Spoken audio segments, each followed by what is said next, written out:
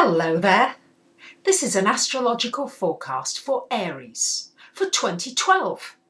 And this also applies if you have an Aries ascendant. So, my dear Aries, this year we've got some big events happening astrologically. We've got 3 big planets changing sign during the year: Neptune, Jupiter and Saturn.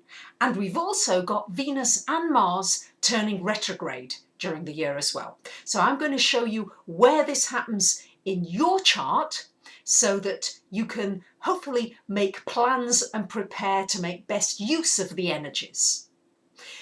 Let's start out with where Mars is, because Mars is the first one to go retrograde, and it goes retrograde in January 24th. It goes retrograde until April 14th, and it's in your 6th house. It's in your 6th house of work. Now, Mars goes retrograde only every 2 years and 2 months. And whenever it goes retrograde, it slows down the energy in that particular house. So for you, it's slowing your energy in your house of work and your house of health. What this means is that if you've been overdoing it and going crazy, scattering your energies all over the place, you will probably need to rest, because everything will just grind to a bit of a halt to give you the space to rest and relax.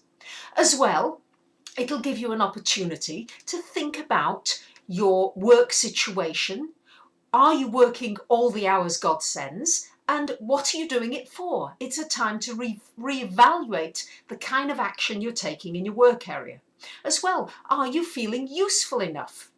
Are you feeling as though you're resenting certain situations?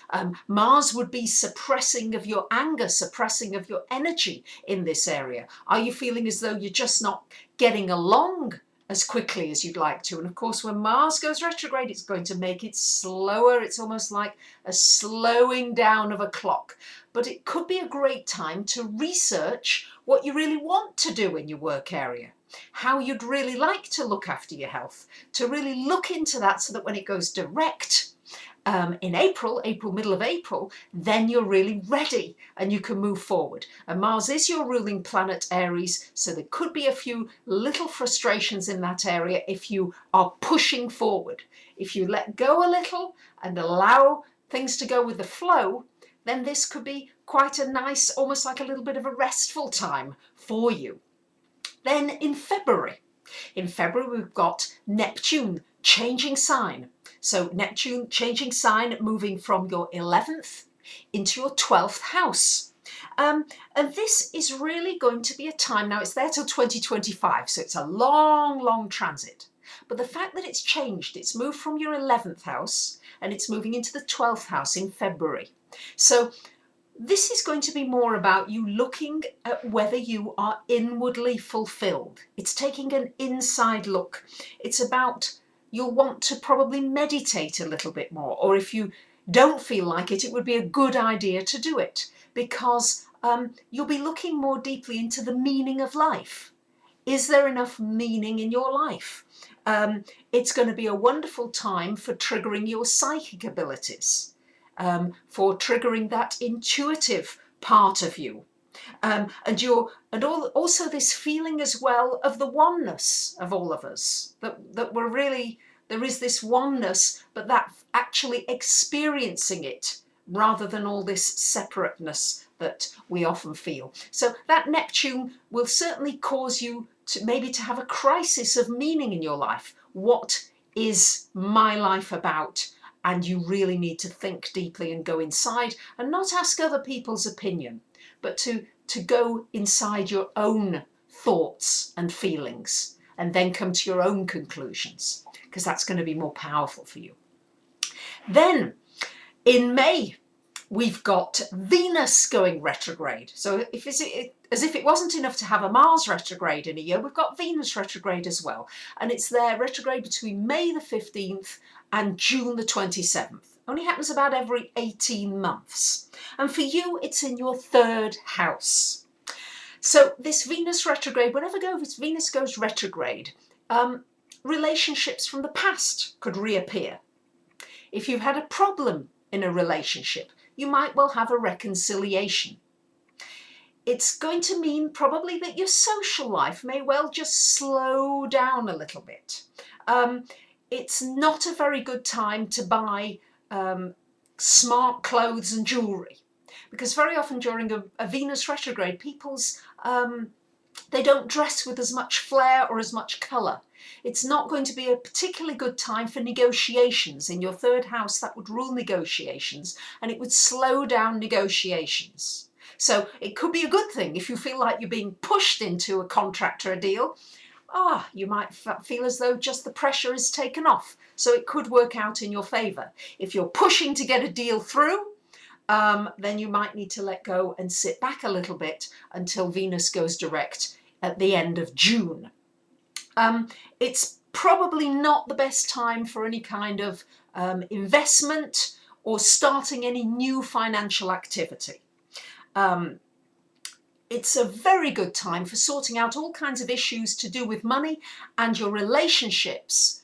Try and get them sorted and resolved during the retrograde so that when it goes direct after June the 27th, you're ready to motor forward on all 4 cylinders or 6 cylinders, as the case may be, when Venus is direct in that third house. It's also going to be a very good time for any kind of research that you need to do, any kind of studying that you need to do, writing, reading, all those things are wonderfully aspected with that Venus retrograde in your third house.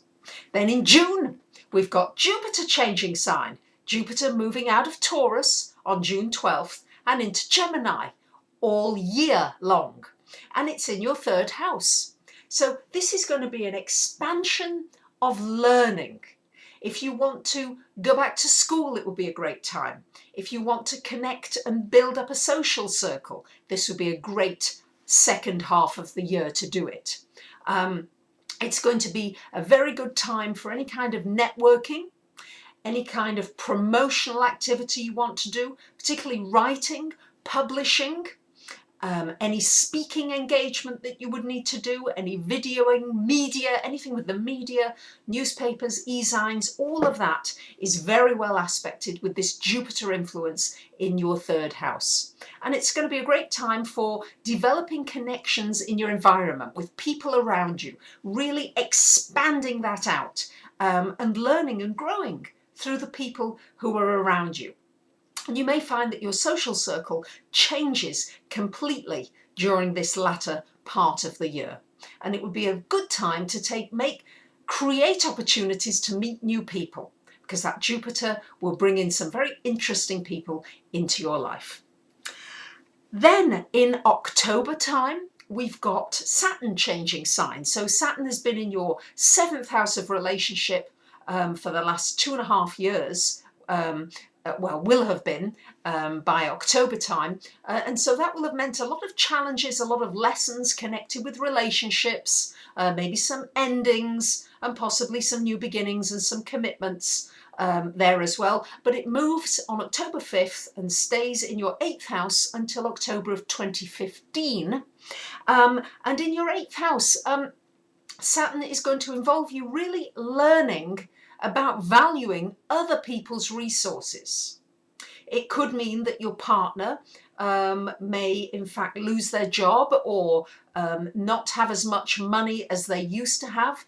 And if you depend on somebody else, then this might be difficult for you. So it would be very good if you can plan now to be self-sufficient, more independent yourself financially, particularly during this transit of Saturn through your 8th house.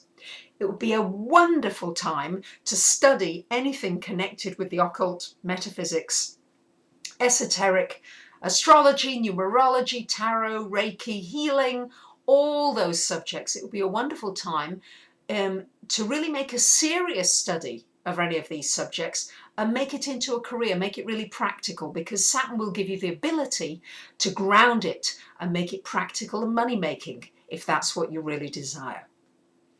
So it's going to be a very interesting year for you because, of course, we've still got Uranus in your sign all year. So you're going to find that you will have exciting moments. It could be a little bumpy, a little bit challenging. You may find that you feel as though you're on a roller coaster, but it certainly won't be dull. And if you can look at those particular times during the year, giving you a heads up, so you can make best use of those energies when the planets change sign, when they go retrograde.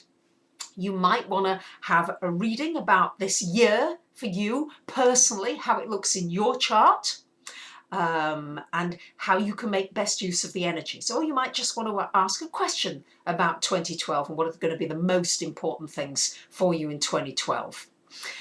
So I wish you a great year, and I thank you very much for listening. Bye for now.